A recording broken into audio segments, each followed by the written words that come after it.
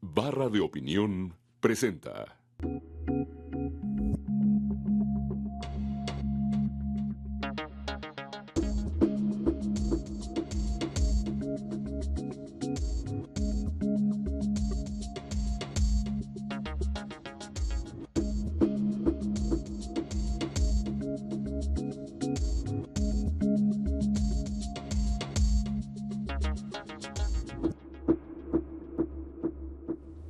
Buenas noches, bienvenidos a Entre Tres. Nos da mucho gusto que nos acompañen.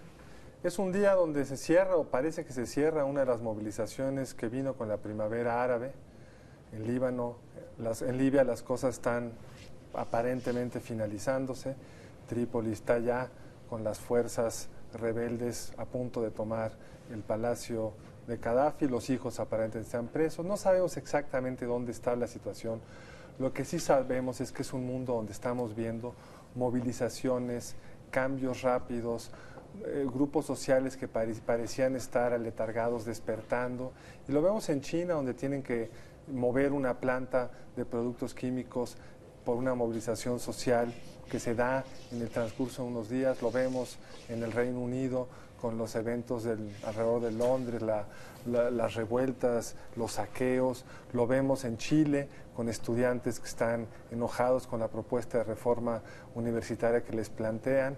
Lo vemos en muchas ciudades que parecían incluso en un auge económico, como es el caso de Israel, que es de los países que mejor le ha ido en la crisis. Tel Aviv está tomada por los jóvenes que protestan porque no les llega los beneficios de ese crecimiento económico. Es un mundo muy convulso, es un mundo donde México nos toca la violencia, pero no nos está tocando este tipo de movilización social. Y hoy pensamos que sería un buen momento para tratar de hacer un balance de este tipo de temas. Hoy no presento más que a mis compañeros, estamos nada más los tres, decidimos hacer un programa más como de valoración de dónde estamos en distintos temas. Entonces no sé por dónde quieran empezar, Federico, Jesús. Bueno, yo creo que es interesante este contraste que insinúas ahora de las convulsiones que vemos en muchas partes del mundo y esta especie, digamos, de contención de la protesta social en México, en donde desde luego vemos una violencia terrible que ya se ha vuelto cotidiana, frecuentemente con explosiones inéditas, como el caso del estadio este fin de semana. Pero lo que creo que a lo que llamas la atención, que me parece interesante, es que a diferencia de lo que vemos en Madrid, en Santiago de Chile, lo que vimos en Londres, digamos, esta digamos, inconformidad social, pues parece que tiene en el caso mexicano notablemente cauces en donde se está expresando y donde, digamos, las energías se empiezan a canalizar a través de las expectativas de los partidos políticos, de las campañas, de los distintos candidatos a la presidencia, pero no vemos, digamos, esto que podríamos decir tiene mucha paja en donde prender en un país que ha tenido un crecimiento muy mediocre, que tiene un sistema político muy frustrante, pero que finalmente estamos viendo pues que hay canales que funcionan a pesar de todo, ¿no? A mí me llama enormemente la atención los contrastes entre los países que están hoy viviendo esta convulsión, como decía Carlos. Una es la historia de éxito de Chile, ¿no? O sea, al fin y al cabo, siempre que nos referimos al caso chileno, decimos, pues ahí hay un ejemplo que seguir, ahí hay una serie de medidas adoptadas que están pagando ya en tanto que mayor bienestar, en tanto que movilidad social, tanto que una serie de cuestiones. Y de pronto Chile revienta por una cuestión que sigue siendo central en todos los países, los estudiantes, las condiciones de los estudiantes y de estudio de los estudiantes, que, bueno, por lo visto no fue calculado por el presidente Piñera y que se ha desbordado, simplemente se ha salido de causa, se ha salido de madre el movimiento. Y siempre hay que decir cuál es el conflicto ahí. El conflicto, bueno, básicamente es que si no se suspendieron, sí disminuyeron las condiciones de becas con condiciones muy blandas, el transporte que era subsidiado también se modificaron las condiciones del transporte, que eso ya tiene una historia larga, porque desde que estaba la presidenta Bachelet hubo una primera intención de reordenar el transporte público, lo cual suponía entre otras cosas aumentar las tarifas. Es un país comparativamente con una educación superior pública muy menor a comparación con otros países de América Latina, ¿no? Y con pocas Sí. opciones privadas, Sí. curiosamente. Entonces, bueno, yo creo que este asunto venía cocinándose y sin embargo, bueno, regreso al punto. La historia reciente de Chile es una historia de éxito y ese éxito fracasó. Entonces, de todos todos los países que estamos hablando, este es el caso que a mí No, más déjame, me espanta, ¿no? Intervenir ahí. Yo no sé si ese éxito fracasó. Yo creo que lo que vemos en muchos ámbitos, y creo que lo vemos también en el caso mexicano, es que los éxitos son desafíos. Y en la medida en que esos desafíos no se logran enfrentar inteligentemente, esos éxitos generan problemas adicionales, pero no es un cuestionamiento del éxito chileno. Yo creo en el caso mexicano que tenemos nosotros dos éxitos muy claros. Me parece que tuvimos un éxito político hace una década, que fue una transición tranquila, que funcionó, que hubo una alternancia, y ese éxito presentaba desafíos a la clase política, a la sociedad mexicana, que no hemos sabido enfrentar. También tuvimos un éxito económico de abrir la economía en ciertos ámbitos y no tuvimos la capacidad para seguir dando pasos. En ese aspecto, yo creo que lo que estamos viendo es esta paradoja de cambios que funcionan y que no son acompañados por los pasos necesarios para seguir abriendo oportunidades de desarrollo en distintos países, ¿no? Bueno, también hay mucho de expectativas, de Claro. las expectativas generadas, ¿no? El éxito genera expectativas. Claro, en Chile ha habido una revolución de expectativas, ¿no? De crecientes clases medias que ambicionan a consumir más. Y esto no ha sido el ritmo, digamos. Yo creo que la economía está estructuralmente mucho mejor de lo que se expresa a través del consumo privado. Las calles de Chile, huelga decir que han mejorado muchísimo, pero no hay parangón entre las calles de Chile, de Santiago, y lo que está uno viendo en las cifras económicas, en donde el sistema de pensiones está muy saludable, en donde al fin y al cabo las expectativas de crecimiento económico son superiores a varios de los países del área, pero por lo visto esto no se está traduciendo, ¿no? Pues no solo no se traduce y al traducirse genera otro tipo de actores sociales con otra expectativa. Digamos, el caso quizá más contrastante y claro es China. Digamos, China, la autoridad china tiene el enorme dilema, que si no crece, genera una enorme presión de todos esos grupos que están empezando a moverse del campo rumbo a las ciudades, que empiezan a tener expectativas de un mayor empleo, etcétera. Una apostilla en el caso chileno que vale la pena retomar. El fin de semana se anuncia que la Comisión de la Verdad, vamos a ponerlo así, que fue creada hace casi 20 años, llegó por fin a un balance final. ¿Cuáles fueron los horrores humanitarios del régimen de Pinochet? Y estamos hablando de 40,000 afectados y casi 4,000 desaparecidos o asesinados. O sea, también es un buen jalón de orejas en comparación con México decir, oigan, 40,000 afectados es realmente muchísima gente. Es no porque un muerto valga más que otro, pero las cifras no dejan de ser impresionantes. Y en paralelo ese país es el que está haciendo viviendo esta convulsión. Ahora, aquí ha salido ya un par de veces esta expresión de la clase media. Y quizás si hay un elemento que puede ser el hilo que vincula protestas en muchas partes del mundo, quizá es esta idea de este nuevo agente social o este agente que se coloca en el centro como un cuestionador del orden político establecido. Yo creo que eso está presente en Chile, que se trata de estudiantes, de sujetos que están en la ciudad. Lo mismo podemos decir de los indignados en Madrid e incluso de quienes están saqueando las tiendas para llevarse televisores, videojuegos, teléfonos en las ciudades inglesas. Bueno, y aquí me parece, digamos, aquí en esta mesa han venido en repetidas ocasiones Luis de la Calle, Luis Rubio, que tienen este texto tan interesante sobre México, sobre la nueva clase media en el país. Y lo que creo que valdría la pena pensar, digamos, en una relectura de ese texto, es que ellos de alguna manera tienen una expectativa y un cuadro que pretende asociar la clase media con todas las virtudes económicas, morales, cívicas, democráticas.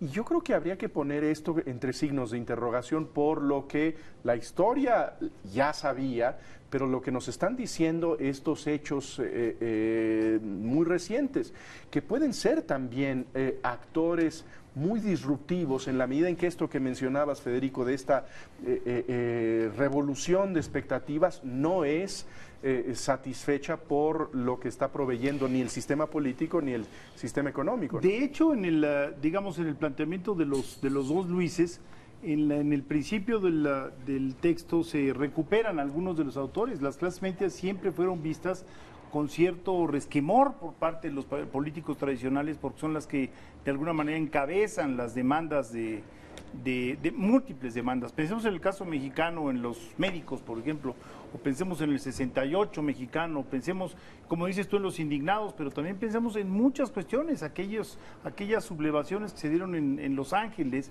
en donde había digamos, un odio hacia las policías y una tensión entre las policías y la población, pero que básicamente eran individuos que tenían una vivienda, que en su vida tenían aire acondicionado, que es decir, no eran pobres en el sentido estricto de la palabra, y que también sacudieron a la nación norteamericana. Pues sí, hay como dos condiciones donde eso se da. Uno, creo yo, es como Túnez, que era el estado ahora a lo mejor más eficaz en términos económicos, y que esas clases medias desbordaron al sistema político y acabó teniendo que salir el gobierno. Pero el otro tipo es el chileno, que las instituciones con problemas tienen que negociar, pero no vemos al gobierno cayendo.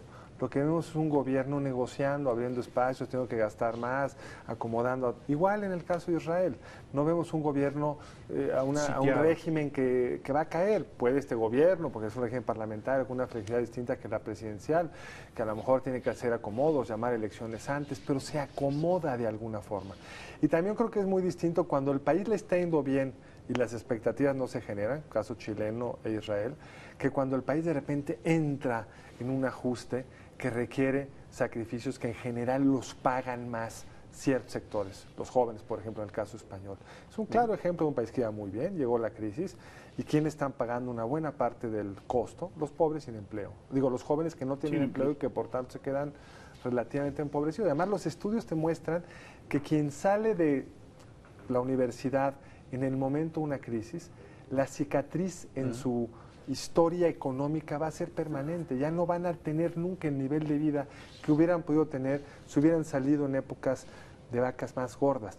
Y luego está el tema que creo que es otro, el del Reino Unido, o en Francia en el 2005 cuando quemaron gente, que ahí sí son los marginados, ahí sí no podríamos hablar realmente de clases medias, aunque había algunos que no eran marginados del todo, pero son los sectores que no tienen acomodo no ponen en riesgo ni al sistema político ni al gobierno, pero demuestran que hay una serie de mecanismos, sobre todo ante grupos migrantes, de exclusión que no han sido bien resueltos, con una enorme, digamos, agresión contra la autoridad, contra la policía. O sea, se trata de fenómenos distintos, pero que lo curioso es que quizá por el cambio tecnológico, por el efecto imitación, nos lleva una nota, en Berlín empezaron a tratar de hacer en las afueras de Berlín un movimiento parecido al inglés, porque los medios de comunicación aceleran lo que antes se daba con unos tiempos muy distintos. Ahora, yo creo que dentro de todos esos matices, esa modernidad sí hermana, esa celeridad en las demandas. Por ejemplo, bueno, yo estuve en Israel pocos días antes de los levantamientos. Sembraste la... Y claro, pasé allá a dejar algunas semillas de sublevación. Y bueno, tú veías en las calles algunas tiendas de campaña, algunas. Pero digamos que cualquier manifestación de cuarta categoría de la Ciudad de México es mucho más vistosa, mucho más espectacular, ¿no?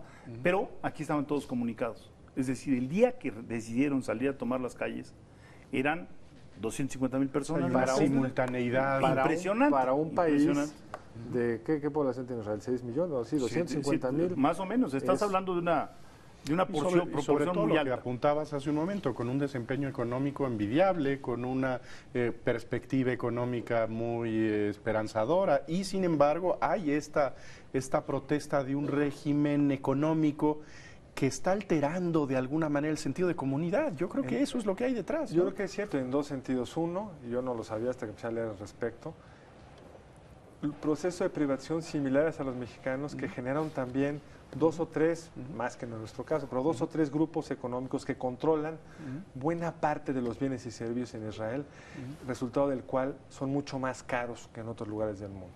Caso de telecomunicaciones en México y en muchos otros temas, también en Israel. Pero el segundo tema que es muy interesante, que rompe justo esta sensación de comunidad, y es lo que más ha crecido poblacionalmente son los ortodoxos, quienes no van al ejército en general y en general no pagan impuestos porque están estudiando la Torah.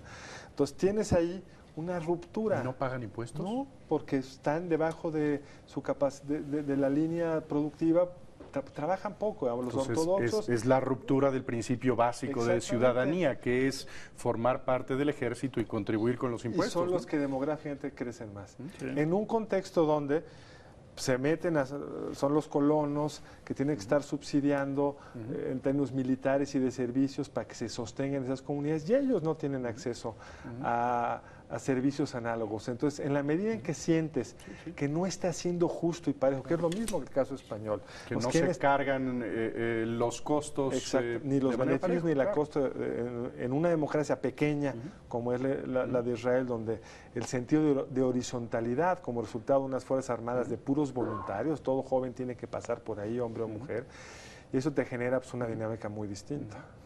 Muy bien, bueno, tenemos que irnos a una pausa muy breve y seguimos hablando de estos temas y algún otro.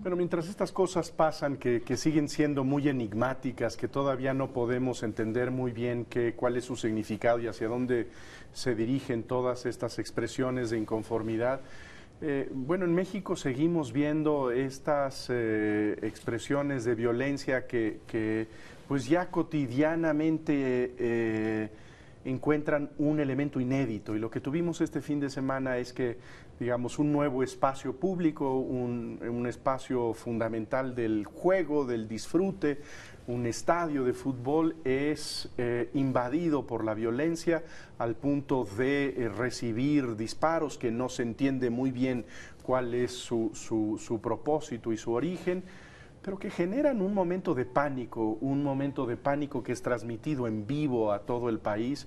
Y yo creo que esto es pues nuevamente una reiteración de cómo se ha infiltrado la violencia en nuestra vida cotidiana, en nuestro transcurso diario, y cómo necesitamos muchas herramientas para lidiar con la mayor sensatez posible con estas cosas. Yo creo que pues eventos de este tipo es muy probable que volvamos a presenciar cómo están las cosas. No estoy ni deseando ni profetizando nada, pero yo creo que México necesita prepararse para que esta condición de emergencia, que creo que es en lo que estamos, se prolongue un tiempo más, y en ese sentido me parece que necesitamos estar muy alerta todos, no solamente los quienes tienen una responsabilidad pública, sino también, por ejemplo, los medios de comunicación, ¿no? Pero quizá empezando por quienes tienen una responsabilidad pública.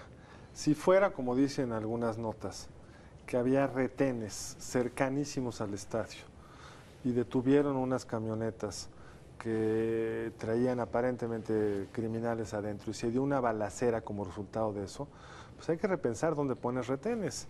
Si no lo pones enfrente de una escuela, no lo pongas enfrente de un estadio, ¿no? Porque en ese contexto no vas a poder cumplir con tu doble obligación, que es la de enfrentar al crimen organizado, pero en las condiciones que minimicen los daños a la sociedad. Y frente a un estadio, claramente no estás. Si fuera otra cosa, si hubiera sido algún otro tipo de razón por la cual se dio esta balacera, pues habría que tener claridad de por qué se dio y en su caso ir, como tú dices, diseñando los protocolos a los que esto te obligan, digamos. Quienes están en estas tareas, yo creo que no acaban, como tú bien dices, de darse cuenta de que hasta ahora, en un sentido, no ha pasado lo que en otros países, en guerras o en conflictos como este, se ven, digamos. Ha habido cada vez más, tristemente cada vez más inocentes en el camino, pero han sido un poco casuales, no han sido como producto de un acto más volitivo. Y se puede también dar, y hay que empezar como a diseñar nuestros momentos de fiesta, nuestros momentos donde nos aglomeramos, con una visión un poco más cuidadosa. Pero, a ver, yo creo que yo no tengo claro qué fue lo que ocurrió en el estadio. Y tendría yo un enorme signo de interrogación de si fue un acto en donde se buscó, digamos, sembrar o lanzar terror, o si fue algo, digamos, estaba ocurriendo afuera en contra de una persona y que en paralelo generó terror. O sea, a mí no cabe la menor duda de que el 15 de septiembre de hace 4 años en Morelia tenía una intención de sembrar terror. A mí no me cabe la menor duda de que los cuerpos que aparecieron, los degollados que aparecieron la semana pasada en unas playas más populares de Acapulco, pues tienen toda la intención de sembrar el terror. Aquí yo no sabría decirlo, pero en todo caso sí retomo lo que dice Jesús. Incluso sacando el estadio, porque me queda la duda, no es, digamos, ya no es sostenible que México no esté viviendo toda una estrategia de terror en todas partes del territorio. Es decir, ya no solo es un asunto de las entidades norteñas y de, puede salvar, quizá puede salvar al estado de Yucatán y quizá puede salvar alguna otra entidad por ahí, pero de ahí en fuera, en todas partes se han presentado actos de terror con mayor o menor grado de éxito, y voy a lo que señalaba Jesús, yo creo que ahí sí tenemos que asumir una responsabilidad todos de qué vamos a hacer cuando todo indica que hay una intención de terrorista. Ahora, Federico, tú has estado muy cerca de este esfuerzo de los medios de comunicación de tener una perspectiva, digamos, un frente a la violencia, frente al crimen organizado. Este pacto se celebró ya hace muchos meses y creo que valdría la pena tratar de sacar la cuenta de cómo van las cosas, qué se ha avanzado, en dónde estamos todavía detrás, en dónde es letra muerta, porque yo creo que esa fue una iniciativa muy loable. Yo creo que era una idea muy positiva, pero a la que creo que hay que darle, digamos, un marcaje para ver cómo se están cumpliendo con esos compromisos. Mira, yo creo que la experiencia ha resultado mucho más interesante de lo que la opinión pública se percata. ¿Por qué? Bueno, en parte porque así se acordó. Es decir, los comentarios que se han hecho, algunas de las posiciones de los medios se han hecho en privado, con el afán, al fin y al cabo, de que no haya un comercio entre medios de comunicación sobre los posibles errores que pudo haber cometido tu competidor. Esto fue algo que se acordó y que nos ha permitido tener diálogos muy francos con los directivos de los diarios, de medios de comunicación masiva, etcétera, de dónde sentimos a veces en el comité que pudo haber sido mejor tratado o mejor digerido un asunto. De tal manera que no creo que vayamos a ver grandes anuncios espectaculares, sino que lentamente los protocolos internos de los medios vayan cambiando.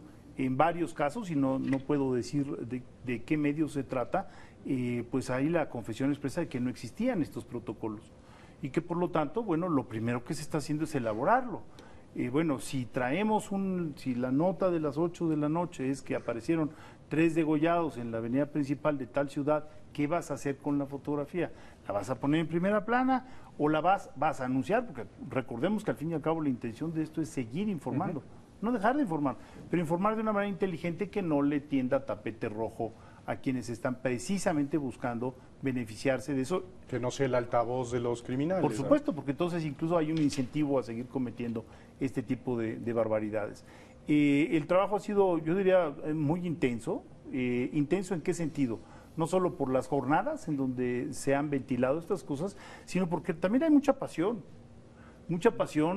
producto de la competencia real, y mucha pasión también del celo profesional, ¿no? Que hay que entenderlo, una visión claro, además muy aguerrida de cuál es mi responsabilidad como medio. Y el periodista vive todos los días en una competencia por llevar la nota, por tener esa exclusiva que te permita partir plaza y decir, los dejé atrás, ¿no? Entonces, hay algo aquí, digamos, de una lógica contraria a la lógica que ha estado, digamos, que reina en los medios. Pero solo es para ese caso en particular donde donde aparecen cuestiones de terror. Y yo diría, como lo dijo un directivo de un diario, bueno, es al fin y al cabo también un cambio cultural.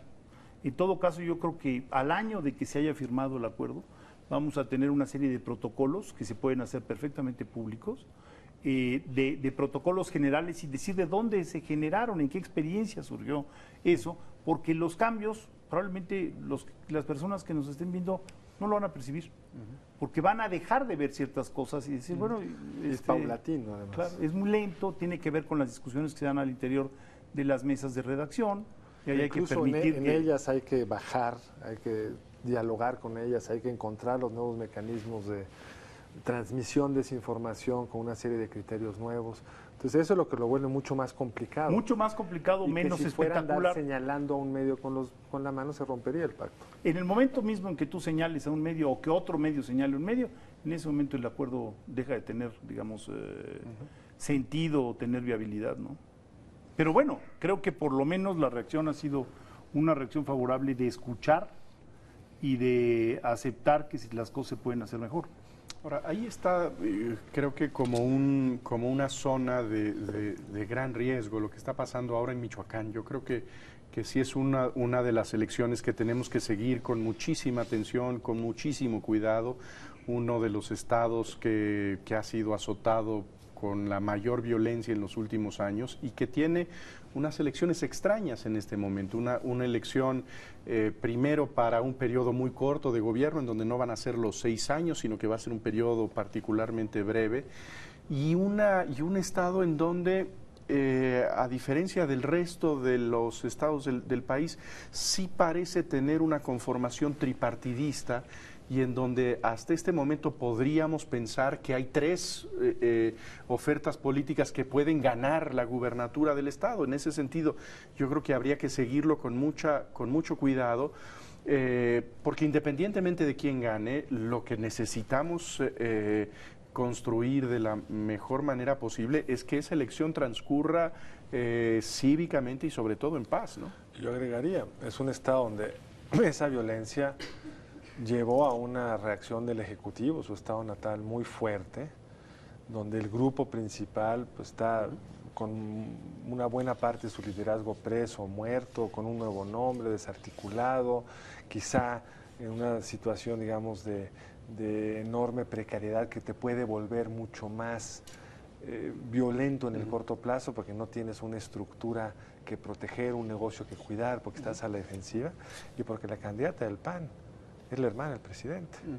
Y eso vuelve el proceso electoral particularmente complicado en términos de seguridad, particularmente complicado en términos de la equidad y la percepción de equidad de las partes, particularmente complicado en la medida que, bueno, si es una política con peso propio previo, pero que, bueno, va a tener una serie de ventajas y de dificultades por ser la hermana del presidente. Entonces vuelve al Estado la elección, además la única elección de noviembre, donde se van a medir hasta dónde muchos de estos temas son manejables en un contexto tan complicado como es una elección. Pero yo no sé si a ustedes les haya tocado la misma sensación de que ya no hay mucho que hacer en relación a la posibilidad de un cambio de estrategia. Me explico. Como que ya entramos en la dinámica de que viene en la campaña, en que el presidente Calderón ya ratificó N veces que esta es la única estrategia y la mejor estrategia, que ha hecho lo mejor para el país, que estamos en una mejor condición y que no se aceptan demasiados comentarios. Incluso si ustedes ven el diálogo que tuvo con el poeta Sicilia, pues en el diálogo en el castillo de Chapultepec, pues hay un momento el presidente fija su raya y dice, pues están muy bien todos los comentarios, pero nosotros tenemos que hacer lo que tenemos que hacer. Ahora, una vez fijado eso y que le quedan, digamos, menos de 12 meses de poder real, la pregunta es, la dinámica de los gobernadores es totalmente otra. Porque los gobernadores sí dicen, sobre todo los que vienen entrando, yo no puedo gobernar 6 años con este grado de acoso por parte de la violencia, con este grado, digamos, de multiplicación de las organizaciones locales violentas, de presencia de los cárteles, es decir, entidades que antes no estaban tocadas, hoy están tocadas por la violencia. Entonces, hay un desfase entre lo que está ocurriendo en la Federación, esta discusión sobre la Ley de Seguridad Nacional. Llevamos más de un año discutiendo la Ley de Seguridad Nacional y volvimos al punto de arranque. Es decir, pareciera como que el régimen está agotado, que ya no hay, digamos, ni la intención ni el margen de maniobra para poder girar.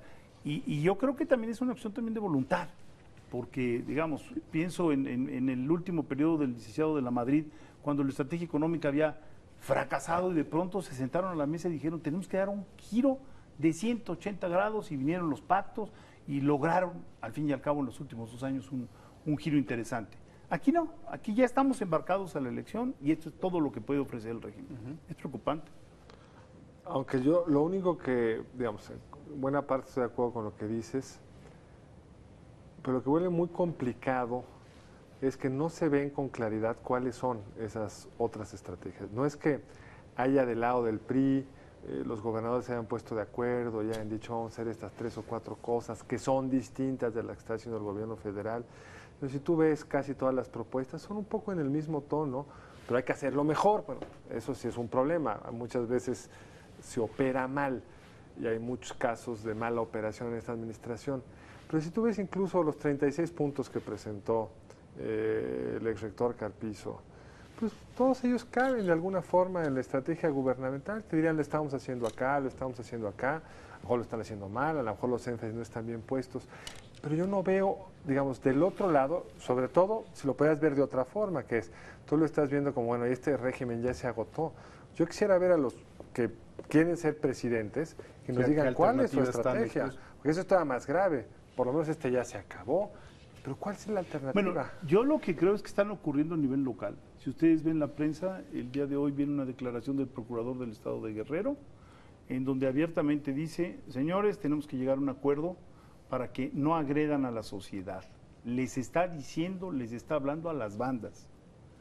Si ustedes ven, por ejemplo, los distintos acuerdos que se han generado en entidades como Baja California, es decir, estoy pensando básicamente en Tijuana, ha habido un giro en las estrategias, es decir, los gobernadores y las entidades, o en el propio Nuevo León, en el Nuevo León están muy involucrados los empresarios en tratar de rescatar el área metropolitana de Monterrey. Es decir, sí hay un cuestionamiento en los hechos a la estrategia, aunque no haya un discurso que las articule. Pero son 3 casos muy distintos, Federico. El de Tijuana es el que presume el gobierno como el éxito de su estrategia. Ellos dicen, con todas las conversaciones, aquí hemos tenido a Alejandro Poiré, ese es el ejemplo de que sí se puede. Pero ¿qué requerimos? Gobernadores y presidentes municipales que le entren. Cuando le entramos todos juntos, logramos, estoy repitiendo lo que dijo Alejandro, para ellos, Tijuana es un caso de éxito. Pero incluso, eso no contradice lo que digo. No, lo que dicen los de allá es que eso no es cierto, que las cifras no han mejorado.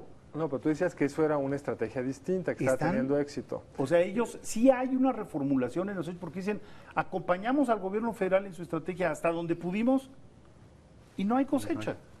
Ahora, en Nuevo León, la lectura que yo he tenido hablando con los empresarios es lo que están tratando es de fortalecer a las policías locales, es decir, es lo que el gobierno dice que hay que hacer a nivel federal, que puede haber hecho, creo que lo ha hecho en muchos casos muy mal, pero sí creo que el punto de partida es tener policías que no estén al servicio del narco.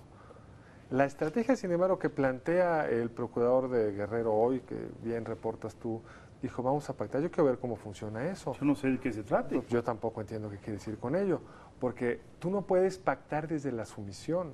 No puedes pactar como pacto de yo te dejo tal corredor nunca.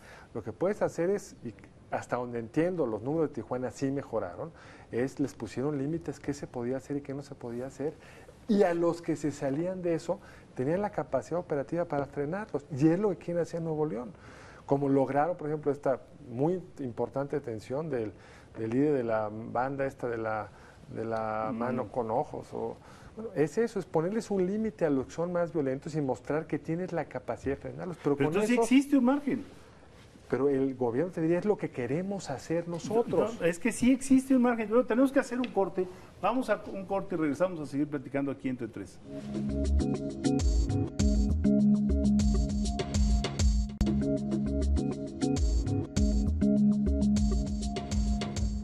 Estamos de regreso en Entre Tres. Discutíamos al final del segmento anterior que la estrategia de seguridad no está funcionando y en eso estoy de acuerdo, digamos, no está generando. Tuvimos aquí a Alejandro Poiré a fines del año pasado y era toda esta expectativa de que iba a disminuir la violencia, que las curvas ya te lo mostraban. Eso ya no pasó. y el gobierno va a cerrar en un contexto de inseguridad muy complicado. ¿Cuál sea la alternativa? Quién sabe, pero esto, como hecho empírico, se ve muy complicado que se revierta. Pero para mala fortuna del gobierno había pensado que iba a tener un entorno de seguridad mejorando y una economía creciendo, aprovechando el rebote de la economía de Estados Unidos, lo que parecía que era dejar atrás la crisis del 9, y no, lo que estamos viendo hoy es que la incertidumbre respecto a no solo la estabilidad de los mercados en el corto plazo, si sube o baja la bolsa, sino no más importantemente, que es lo que está detrás, las posibilidades de que la economía de Estados Unidos entre en una nueva recesión o entre en un periodo de estancamiento largo, acompañado de la economía de Europa, con tensiones fuertes en la propia economía china, que ya no tiene las fichas fiscales para gastar y gastar como hizo en el 9 y que fue una de las locomotoras que le dio un cierto arrastre a la economía mundial, con una economía de la India con un proceso inflacionario ya complicado. Es decir, si entramos en un fin de administración que además puede estar fuertemente marcado por una economía, si no que salga de control, que eso no se ve, digamos, hay como mucha fortaleza en las variables macroeconómicas, pero ciertamente que no esté dando crecimiento, que esté otra vez en un contexto de o no creación de empleo, o peor aún, como en el 9, de destrucción de empleo, que volvería las condiciones para el gobierno y para la propia ciudad mexicana muy complicadas. Bueno, yo creo que yo coincido contigo, creo que por desgracia el panorama es peor que la crisis, como escribió hace poco Enrique Quintana, escribió un artículo que se llama Algo Peor, ¿no? Porque las crisis tienen rebotes y tienen salidas relativamente rápidas, pero si el escenario es un escenario de lo que le ha ocurrido, por ejemplo, a Japón, en donde llevas 2 décadas de un crecimiento verdaderamente misérrimo, pues entonces la economía mexicana más vale que empiece a buscar otros asideros.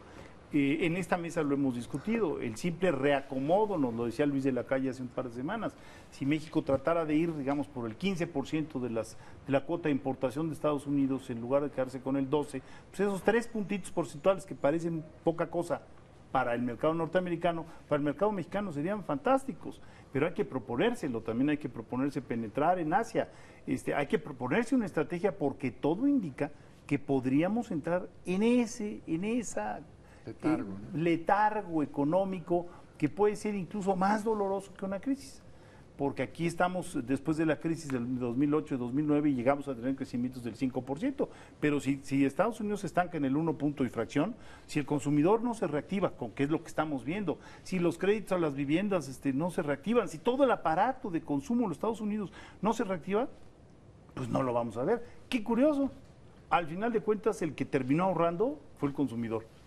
O sea, el gobierno de Estados Unidos fue incapaz por los motivos que bien conocemos, del radicalismo del Tea Party, por una serie de cuestiones. Y el que se apretó el cinturón en serio fue el consumidor. Y dejó de cambiar de coche, y dejó de adquirir vivienda, y dejó de no sé cuántos. Y ahora, pues son las consecuencias de ese mercado comprimido y deprimido, ¿no? Las dos cosas. Ahora, sí es en ese sentido un fin de ciclo presidencial muy preocupante por todos estos elementos que tienen que ver con una crisis de seguridad que no parece ceder, por una obcecación presidencial en muchos ámbitos, no solamente en esta política, sino en muchos otros asuntos, y sobre todo el hecho de que esta expectativa de que iba a cederse el poder, se iba a dar la sucesión presidencial en una perspectiva, digamos, optimista de crecimiento, pues parece que todo se conjunta para un cierre muy problemático del gobierno del presidente Calderón, ¿no? Sumándole que ni siquiera se ve claro que vayan a tener un candidato fuerte, no acaban de definir cómo lo van a hacer, los candidatos del presidente no acaban de volar, y el presidente no acaba como tomar una decisión en qué momento o los va a dejar que se... Pero en este sentido a mí me parece que hay una decisión muy relevante que tiene que ver con el secretario de Hacienda, que yo creo que sí está en este momento ante una disyuntiva casi de urgencia. Me parece que si decide jugar por la presidencia de la República o por la candidatura de su partido, debería dejar su oficina ya. si quiere estar en la Secretaría de Hacienda, debe revelarle a la ciudadanía que no va a buscar la candidatura presidencial. Me parece esquizofrénico que haya en los fines de semana un discurso en donde se lanza como precandidato en contra del PRI y el miércoles tenga que sentarse con ellos para acordar el presupuesto. No tiene pies ni cabeza. Yo creo que sobre todo en estos momentos, que son momentos críticos, en donde no estamos en una situación en donde estamos con un terreno parejo, tranquilo, de estabilidad, sino de una gran incertidumbre, pues yo creo que tenemos que tener esa pieza ahí con gran claridad. ¿Es el señor Cordero o es otro? Pero sí, pero eso creo que lo debemos saber muy pronto. Sí, el PRI ya dijo la semana pasada que no es interlocutor para fines presupuestales. Yo creo que el argumento es atendible, ¿no? Es correcto. Yo me sumo a lo que está diciendo Jesús. Creo que en particular, en este momento, el tener un secretario de Hacienda que trae las dos cachuchas es de una, casi diría yo, no solo no es pertinente, es irresponsable. Es decir, va a ser una negociación económica muy difícil, particularmente difícil por el contexto internacional, que tiene que ver con todo, con dónde fijas el precio del petróleo, que tiene que ver con las expectativas de crecimiento de Estados Unidos, que tú tienes que de alguna manera visualizar en el paquete económico. Ahora, yo lo generalizaba a los otros, es decir, yo creo que aquí y en esta mesa han pasado Josefina Vázquez Mota y Santiago Krill, que han renunciado a sus posiciones en el legislativo para poder hacer campaña, han pedido licencia. Entonces, bueno, si el señor Lujambio realmente quiere ir a hacer campaña, está en todo su derecho. Lo único que pedimos es que entonces, que suelte la Secretaría de Educación. El señor Lozano decidió declinar en sus ambiciones, me pareció muy legítimo, pero lo que no se vale es estar jugando con instituciones de los mexicanos y estar de los dos lados y decir, bueno, yo quiero ver a ver si la puedo jugar a la candidatura y me permanezco como secretario. Me parece que eso ya la ciudadanía mexicana ya no lo tolera. Es igualmente, digamos, es mucho más grave a nivel federal, pero es igualmente lo que hemos visto en los estados, digamos. El señor Peña no ha revelado que quiere ser presidente. Él tiene la fortuna que se le va a acabar y lo va a terminar en sus tiempos. Pero el jefe de gobierno está en la misma situación. Sí, por eso digo, yo lo extendería. Lo extendería yo a todos. Yo lo extendería en el caso de... Tenemos una legislación también tan absurda. Que pueden dejar la Secretaría de Hacienda esta noche y no pueden abiertamente ir a convocar a un teatro a pedir el respaldo para que los apoyen en su candidatura. Hay una cosa verdaderamente desquiciada en donde todo mundo sabemos que están buscando la candidatura de su partido, pero tiene que ser los domingos, sin decir explícitamente que están buscando el apoyo. Aunque no fueran secretarios. Aunque no tengan esa oficina pública, ¿no? Entonces ahí también tenemos reglas muy absurdas. Bueno, yo creo que el pequeño Stalin que muchos llevan dentro y que estuvo presente en la reforma política del 2007, ahora muestra su ineficacia.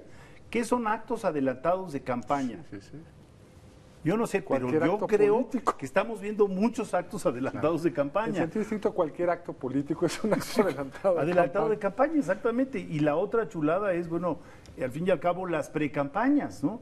Ya la legislación mexicana no solo regula las campañas, también regula las precampañas, que bien a bien pues son actividades privadas entre seres que tienen todo el derecho a reunirse con sus amigos simpatizantes o huestes seguidoras y juntar dinero. Es decir, ¿hasta dónde vamos a llevar este afán de control de lo incontrolable? Lo único que debemos de regular es el dinero. Claro. Que hagan sus fiestas con su dinero.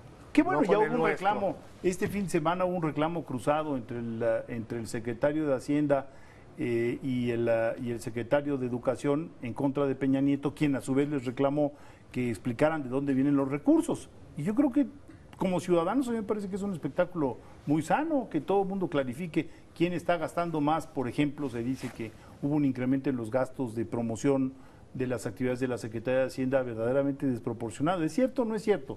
No lo sé, pero venían las notas de periódicos y yo creo que están obligados a aclararlo, ¿no? Y todos aquellos que están en esta promoción tendrían que ser claros dónde vienen sus recursos, cosa que ahí la legislación no es tan exigente.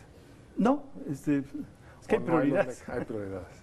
Hay prioridades, pero sí me parece que como pedagogía jurídica lo que estamos viendo todos los días es realmente infame. Porque lo que estamos viendo es actos anticipados de campaña, dineros públicos, simulación, una serie de cuestiones que el ciudadano común debe decir, bueno, pues no que no se valía, Pues ahora ni ha de saber, porque como la práctica es tan claramente opuesta a esa legislación, pues no queda ninguna esperanza de que tenga la información de cuáles debían ser las formas de actuar, porque en la práctica lo que vemos es cada uno de ellos jalando para su lado, ¿no? Ahora, hay de fuentes de financiamiento a fuentes de financiamiento. En esta mesa Santiago Krill dijo que él estaba poniendo dinero de su pecunio para impulsar, y el hecho es que ya no tiene acceso a los dineros oficiales del Senado. Pero cuando se es secretario de Estado, la simple movilización del secretario de Estado... El puro reflector Claro, que atrae su claro, cargo, ¿no? claro. Ahora, pero al mismo tiempo está esta tensión muy complicada. O sea, el presidente Obama un día hace un acto de campaña y en la tarde hace un acto de gobierno. Es decir, todos los países se enfrentan a ese dilema. El presidente Lula hizo actos de campaña muy activos cuando él buscó la reelección por él mismo y por su delfín, cuando apoyó a la hoy presidenta de Brasil. Entonces, ¿cómo lo resuelven en muchas legislaciones? Abriéndolo. Sí, por eso yo Siempre digo, y cuando no se usen los recursos públicos. al revés, o sea, más que... Menos más, staliniano. Claro, menos staliniano. Perdón, pero pues si el señor secretario quiere hacer campaña el fin de semana, muy su asunto, y lo que tenemos que vigilar es que no utilice ni los aviones de la Presidencia de la República, ni le paguen los hoteles, ni le paguen las comidas, que no haya convocatoria con recursos públicos. Si un grupo de diputados decide aportar una cantidad para apoyar a un candidato, pues hombre, eso es válido como en cualquier parte, ¿no? Ahora que hemos hablado digamos, de los problemas que tiene la candidatura de Acción Nacional, yo creo que también valdría la pena pues registrar que es un partido que dentro de los tres importantes tiene, digamos, una solidez institucional mucho mayor que el de los otros, ¿no? Sí. Es decir, hasta este momento no es muy claro cuáles serán las reglas de la elección en el PRD, aunque empieza a haber ya resoluciones al respecto, con la incógnita de si se van a aceptar esas reglas al final del camino. Y en el caso del PRI, bueno, ahí parece que se van a imponer los hechos consumados de una candidatura imbatible, pero no hay un procedimiento institucional. Y sí creo que el PAN, dentro de las ventajas que puede tener, es el hecho de que hay, digamos, que esta desventaja de la que hablamos todo el tiempo, de que no hay una gran figura que resalta, eso podría llegar a generar cierta excitación, cierta emoción en el proceso de postulación del candidato de Acción Nacional, que creo que ahí está, digamos, en una candidatura no cocinada aún, pues una plataforma que podría ser una buena forma de empezar una campaña constitucional. Pero ¿no sienten ustedes, a partir de los datos más recientes de las encuestas de hace una semana, 10 días, que coincidieron en casi todo, en que en realidad si uno espera racionalidad en la postulación de los candidatos, pues ya hay un par de decisiones que están bastante claras? Una de ellas es que, bueno, si ustedes fueran priistas, pues ustedes dirían el candidato mejor posicionado es el señor Peña Nieto. Y si fueran paristas dirían, pues me parece que hay dos que tienen posibilidades, que son Josefina Vázquez Mota y Santiago Krill. A veces las ponen a uno arriba, a veces la otra. Pero son ellos, digamos, dos. Ellos dos, y atrás no hay para dónde hacerse. Muy atrás, bien. Y después el punto más discutido es, digamos, la cuestión de que en las encuestas más recientes salieron ya empatados Marcelo Ebrard y Andrés Manuel López Obrador en población abierta. Entonces, si realmente, como nos lo dijo en esta mesa Marcelo Ebrard, van a ir a una encuesta, que todo indica que será así, de acuerdo a las noticias del fin de semana, pues entonces ahí hay un asunto interesante porque no queda claro quién está por delante. Y esa racionalidad pues no es criticable, ¿no? O sea... Y lo que no está tan claro es qué sucede con esa conformación política. Los seguidores de Andrés Manuel López Obrador, digamos, tan vehementes en su respaldo personalista, ¿estarán dispuestos a transferir su respaldo a otro candidato? Y yo lo veo muy difícil. Esa pregunta no interesa tanto. Le interesa si López Obrador va a aceptar un juego y si pierde va a aceptar su derrota. Porque en caso de que aceptara la derrota y dijera el gallo es Marcelo, sí, yo creo que esas bases lo van a seguir. No lo sé, pero yo creo que hay por la misma lealtad, la misma perspectiva personal, pero yo creo que no son tan fácilmente endosables esos respaldos, porque sí creo que hay ahí digamos, una devoción política, una lealtad a una figura, pero si la figura que yo creo que no es fácil decir ahora por el que hay que hacer las manifestaciones es este otro Digamos, Señor, me parece habrá difícil, que ver. me parece difícil que se los Sucede. pida, pero si se los pidiera y él fuera el candidato del Senado al mismo Nos pide tiempo, como, por favor. no, les dijera con la autoridad que le corresponde, este es el camino. Sí.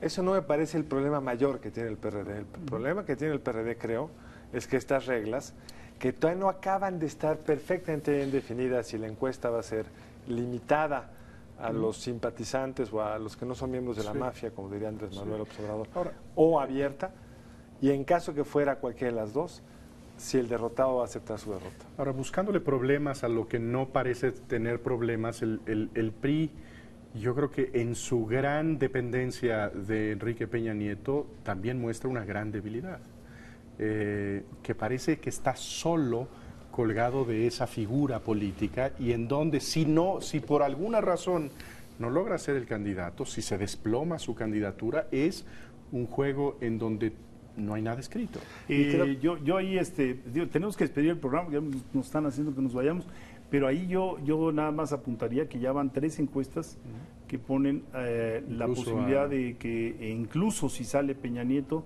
el senador Beltrones triunfaría frente a los otros candidatos.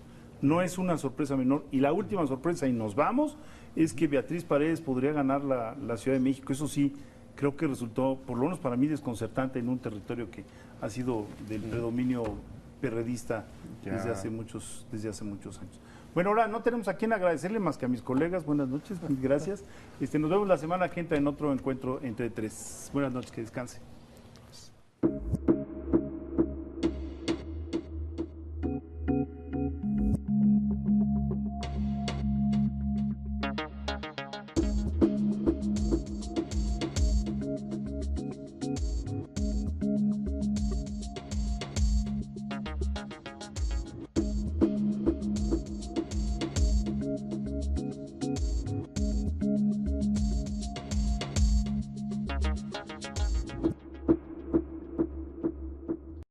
Barra de Opinión presentó. El presidente Barack Obama anunció en días pasados un ajuste de fondo en la estrategia de lucha contra el crimen transnacional. Es importante considerar que se trata del primer ajuste serio en los últimos 15 años. Dentro de los pronunciamientos destaca el considerar al crimen organizado como una amenaza a su seguridad nacional. Esto habrá de traer consecuencias relevantes en la relación con México y sobre todo, y sería de esperar, mayores restricciones y controles en todos los pasos fronterizos. Este aviso implicará también, y hacia el interior de los trabajos de seguridad nacional de los Estados Unidos, una nueva etapa en donde, al menos para Latinoamérica, representará un reto muy importante de coordinación. Es una decisión que tendrá efectos incluso para el resto del continente.